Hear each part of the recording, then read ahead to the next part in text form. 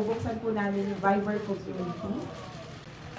Sige po, marami pong salamat sa inyong Pagbigay pa po natin yung ilang mga pamilya ng mga biktima. Naka-tricycle na raw po, balita namin. Maraming salamat po dito sa venue dahil iniagad po kami i-adjust.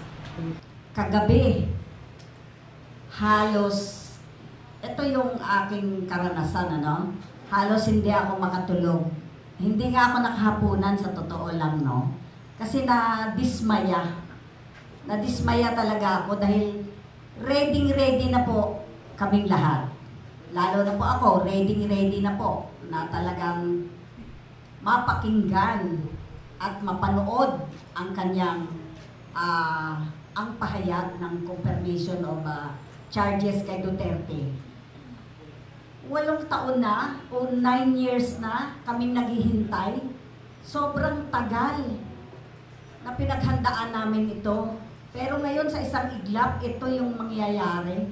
Postpone lang. Ang gusto naming mangyari talaga, ituloy. O kung hindi man ngayon ituloy, mas gusto namin na doon lang siya sa loob ng ICC.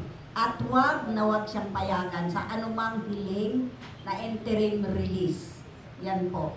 At hinihikayat din po namin ang mga iba pang pamilya na samahan kami sa ganitong laban. Paano naman po yung mga justice na hinihingi namin?